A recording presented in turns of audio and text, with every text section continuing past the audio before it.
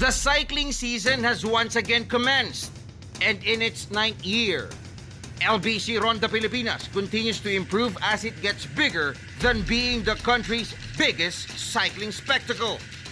As we open the 2019 season of the UCI Asia Tour, 7 Philippine squads will hope to test its mettle against 8 visiting continental teams led by powerhouse Terengganu of Malaysia.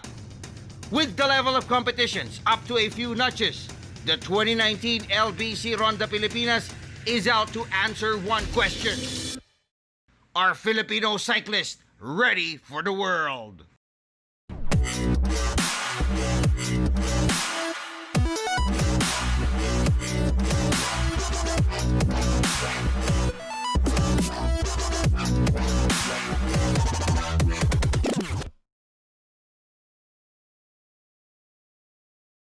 It's the beginning of another cycling season.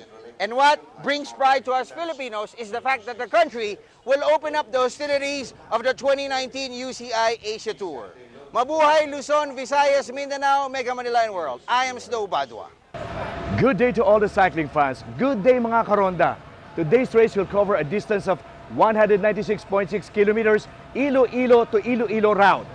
Headwind and unforgiving road conditions will challenge our riders today. I am DJ Bobby Udulio. And what are you waiting for? Sit back, relax. Here's stage number 1, LBC Ronda Pilipinas 2019.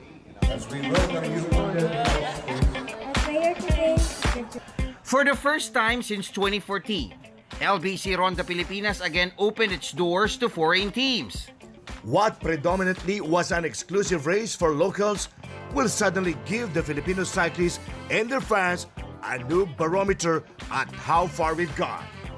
It was not hard for Filipinos to appreciate the presence of these foreign squads, carrying with them new technologies, techniques, and science.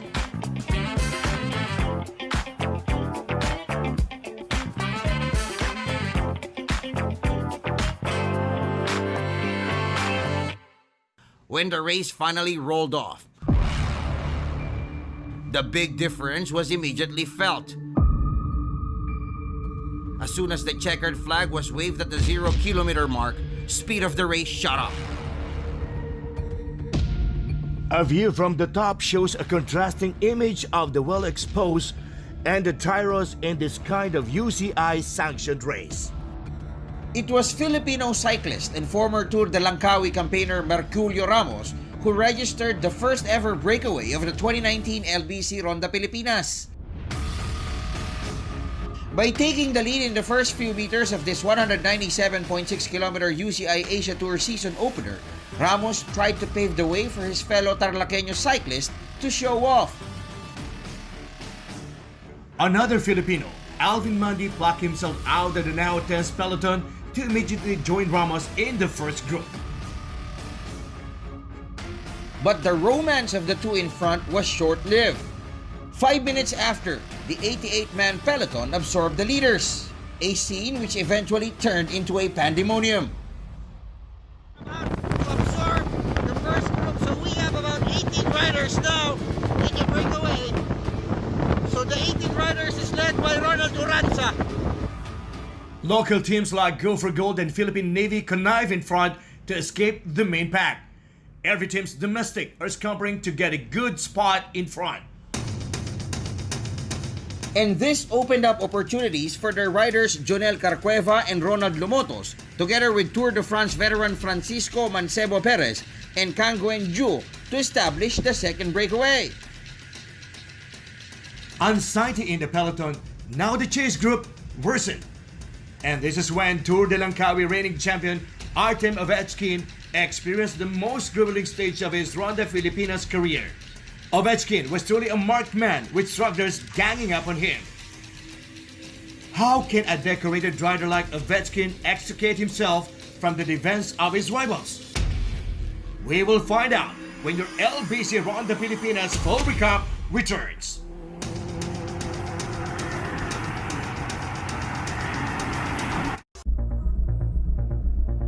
As a result of every team ganging up on Ovechkin, the pace of the main group slowed down, and this is when Ronald Uranza, George Oconer, and foreign rivals Jamalidin Novardianto Maral Erden Batmuk, Taewon Kang, and Muhammad Chaichi Ragimi formed the new lead pack. The peloton suddenly became wilder as teammates of those in front are trying to gatekeep the front, while those who has no representation are trying to escape.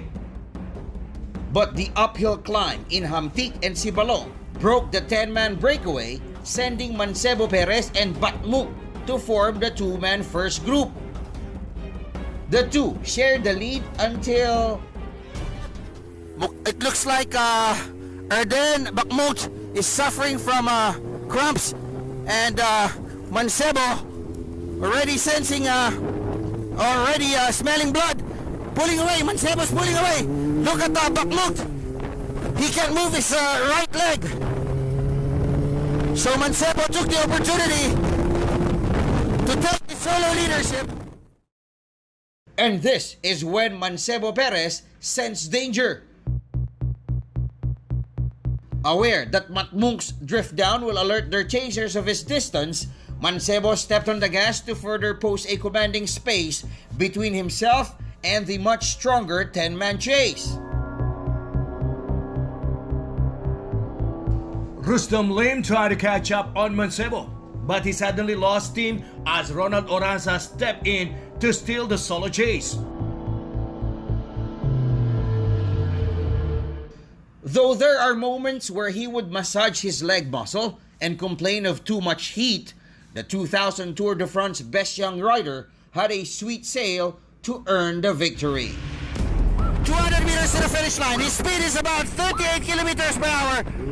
And there we go. We can already see the finish line. Francisco Mancebo looking behind him. No one's still there. They're 2 minutes and 45 seconds behind. Francisco Mancebo, a world-class rider, raising his hands in victory, and he will dominate, truly dominate, stage 1 of your LBC Ronda Pilipinas. The win automatically gave Mancebo Perez the yellow jersey and insisted that though he is currently enjoying a 3 minutes and 58 second lead over Ronald Oranza, the 5-stage Ronda Pilipinas 2019 is still far from over. Oh, this race is so crazy. I was in the first breakaway, kilometer 10. I was 190 kilometers in breakaway, so I'm dead.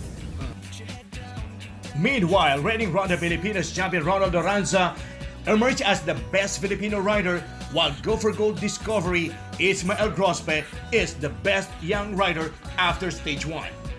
Mancebo Perez's Matrix Powered Tank Japan tops the team classification. For stage 2 Saturday, the remaining 78 riders will be tested in the winding and windy 101-kilometer Guimaras to Guimaras stage 2. LBC Ronda Pilipinas is the Philippines' biggest cycling race, and it's the only major professional cycling league in the country that brings fans close to the race through the live stream coverage and full recap features. LBC Ronda Pilipinas is brought to you by LBC. We like to move it. Powered by MVP Sports Foundation.